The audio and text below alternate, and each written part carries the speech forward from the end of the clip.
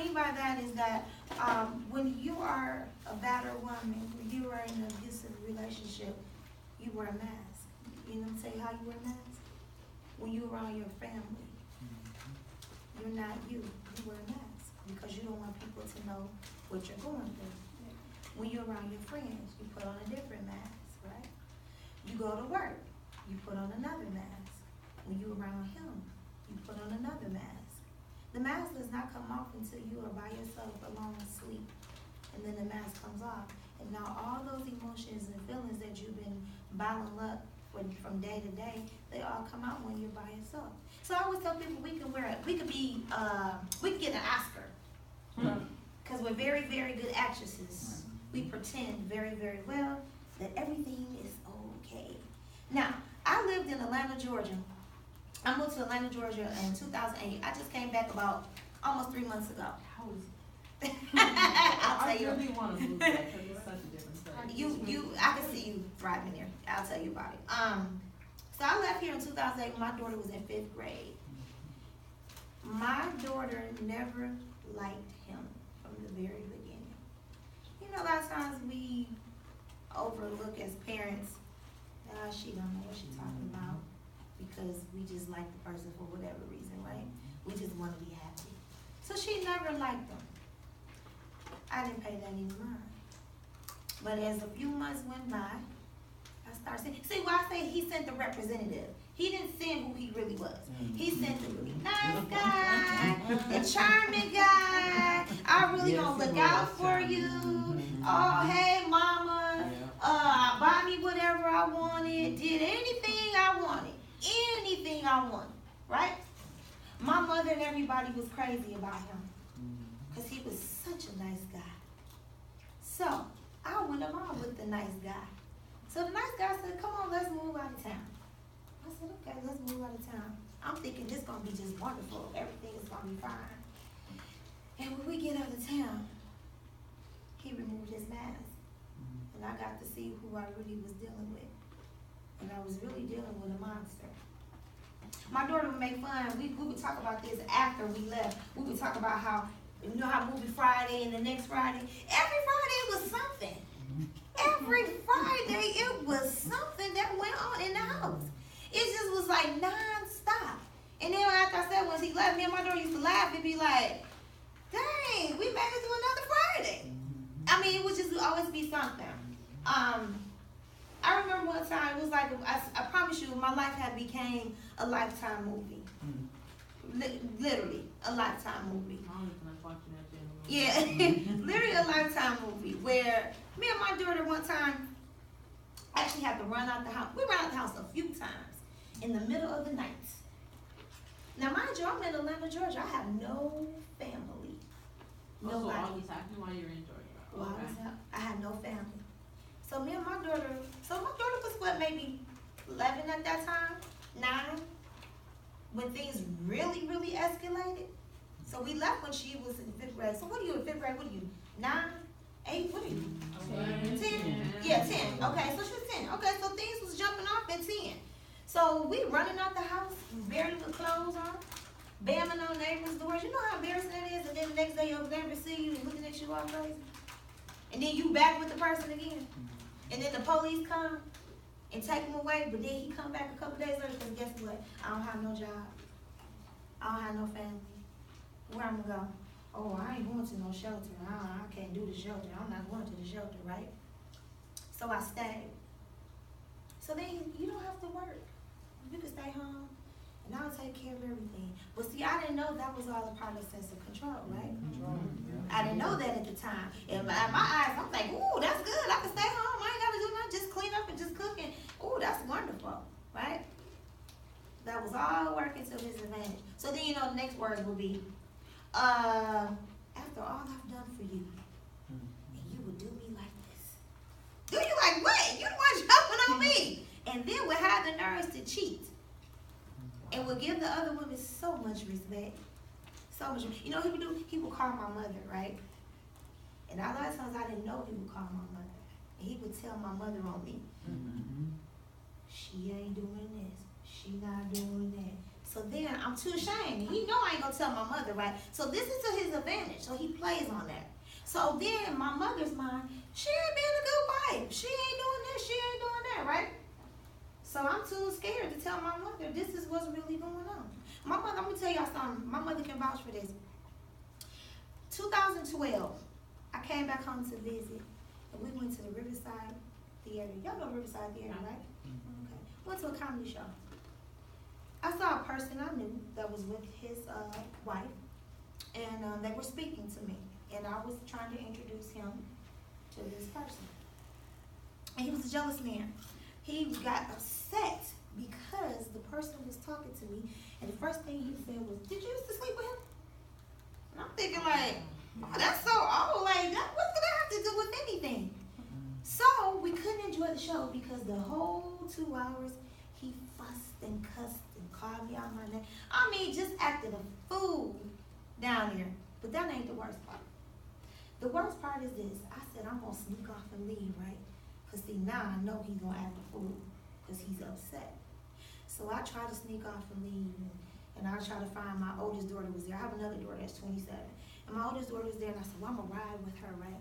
So he saw me. He said, my mother never knew this story. So this is the first time my mother's hearing this story, but she knows what's going to come after this. But this is the first time she heard what really happened. So I saw my daughter, and I said, hey, I said, I'm going to ride with you. And he saw me. He said, nah, you going to ride with me.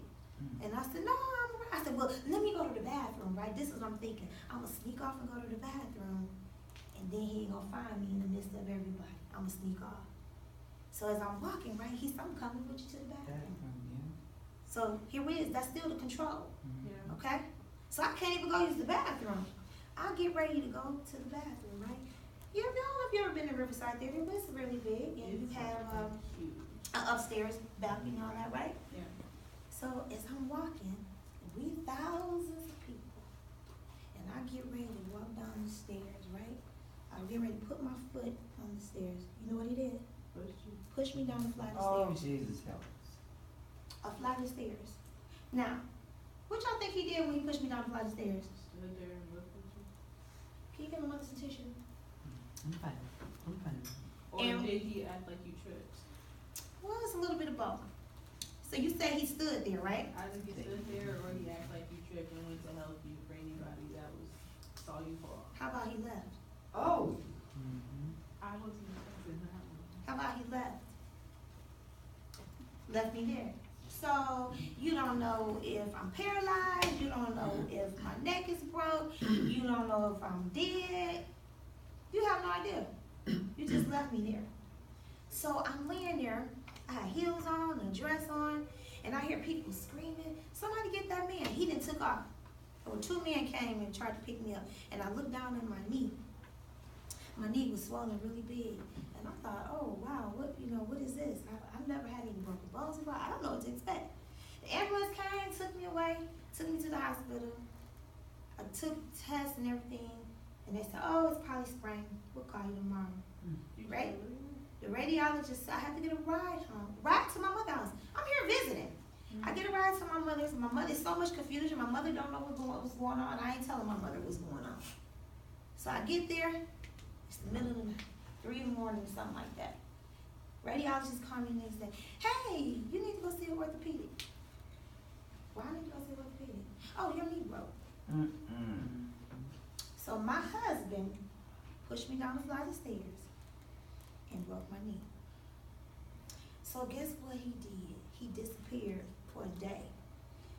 Finally came to my mother's house, and boy, he could have got an award. He put on the best show. I'm in my mother's bed. I'm gonna tell you, I'm in my mother's bed. He come on the side of the bed crying. Oh, he put on, I would never hurt my wife. I would never do this to her. I don't know. But never said what he did. I think eventually he might have, a lie he came up with somebody pushed him and he bumped me. He would never admit it. He came up with some lie. Exactly, but you disappeared. And then, matter of fact, on the way out the door when he was leaving, he saw my oldest daughter and said, oh, somebody said your mama got pushed down the flight of stairs. And he kept going. Lord.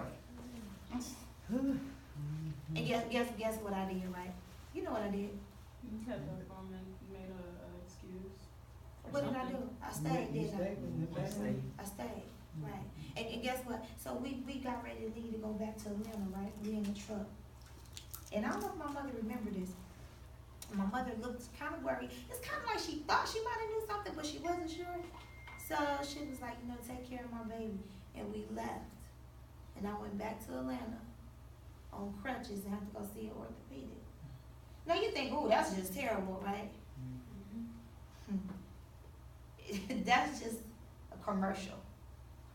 That is a lot more to it than just that. What I go to say is that it never gets better. It gets worse. Because it might start off with a slap. It might start off with a push. It might start off with a calling you a bad name, and you might argue, don't think nothing about it, right? And that's just the way it is. But it never gets better. It gets worse. So for me, the last straw was, remember I was telling you about when he came home with the video, when I was recording him, right? Mm-hmm. And I said, he actually hit my daughter in the midst of all of that confusion. And me and my daughter had to run out the house, right? It was like a movie. We ran out the house, and I was on the phone with the operator. We drove down to the end of the cul-de-sac, told them came, what's going on, and about 6 sheriff cars came. Because they done came to my house so many times, they know my house. They come to the house, they arrest them, and they said, well, we're going to check the house over before you go in. I said, okay.